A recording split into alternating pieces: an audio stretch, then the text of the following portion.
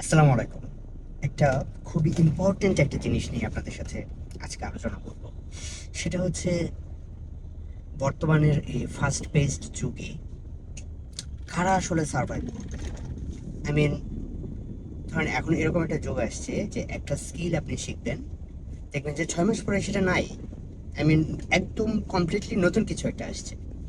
ওকে, আবার এরকম একটা নতুন একটা টুলস নিয়ে শিখলেন, ধরেন আগামী 6 মাস পরে দেখবেন যে টুলসটাই একদম পুরাটাই চেঞ্জ হয়ে গেছে, অথবা নতুন কোনো টুলস দিয়ে সেটা রিপ্লেসড হয়েছে। ওকে, তার মানে হচ্ছে বর্তমান যুগে যদি আমি বলি যে সবচেয়ে মানে অনলাইনে যারা কাজ করেন তাদের জন্য সবচেয়ে ইম্পর্টেন্ট কোন জিনিসটা, it's not skills, it's not sector, it's not niche, it's all about the adaptability. I mean, আপনি কত দ্রুত নতুন একটা জিনিসে অ্যাডাপ্ট করতে পারেন। ওকে, সেই এই গুণটা যার থাকবে, যার মধ্যে অ্যাডাপ্টিবিলিটির ক্যাপাসিটিটা ক্যাপাসিটি স্কোর অনেক বেশি থাকবে, দে উইল অলওয়েজ সার্ভাইভ। ওকে, ধরুন আমি আপনাকে একটা উদাহরণ দিই। এসইউতে যখন আমরা সবাই এসইউ করছি, ওকে, তখন এসইউতে আপনার আহ, একটা, যদি আমি ছোট্ট একটা এসইও ছোট একটা জিনিস বলি, ধরেন কন্টেন্ট। তো কন্টেন্টে সবাই এখন আমরা কন্টেন্ট লিখতে পারি এআই দিয়ে। ওকে, তো আপনাকে এখানে শিখতে হবে যে এআই দিয়ে কন্টেন্ট লেখার পর সেটাকে কিভাবে স্ট্যান্ড আউট করা যায়। ওকে, এখানে এক্সট্রা কি কি করতে হবে, বা এআই কে কিভাবে পারফেক্টলি ইউজ করতে হবে যাতে করে your content stamps out from other content.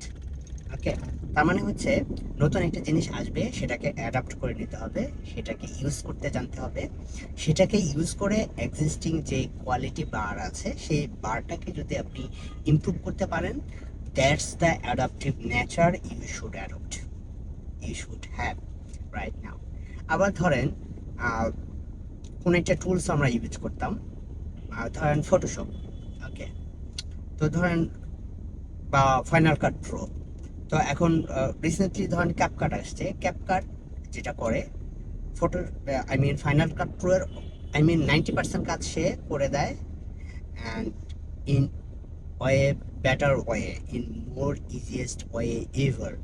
ওকে, এবং এখানে এক্সট্রা ফিচার্স অনেক কিছু আছে যেগুলো আপনি ফ্রিতে পাবেন। সো ধরেন আপনি পুরোনো একটা টুলস শিখছেন, দেন ওইটার বাইরে আপনি যাইতে পারতেছেন না।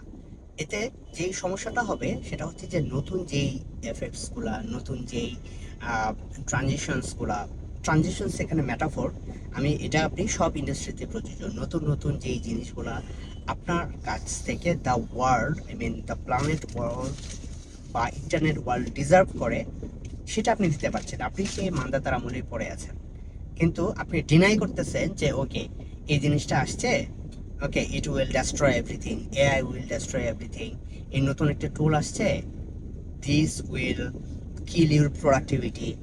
অথবা ধরেন নতুন চ্যাট জিপিটি নিয়ে অনেকেই বলে যে it will kill your productivity.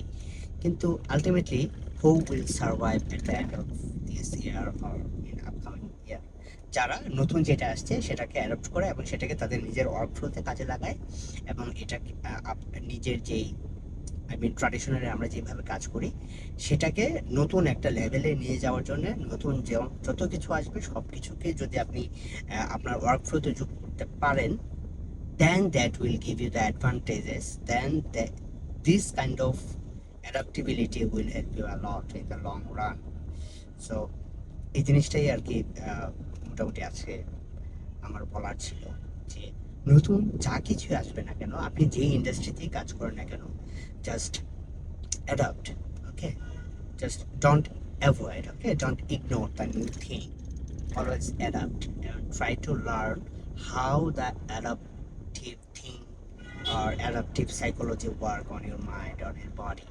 Okay, নিজের মনকে ওইভাবে প্রস্তুত করেন যে what ever the new thing is coming, I will adapt, because আমি এ পর্যন্ত আমার ক্যারিয়ারে ধরেন আপনি নিজেকে বলবেন এটা, আমি এই পর্যন্ত যা যা নতুন কিছু শিখেছি সব কিছু কিন্তু আগের যে অবস্থা ছিল আপনার সেই অবস্থা থেকে একটু বেটার কিছু অলওয়েজ শিখেছেন আপনি, তাই না?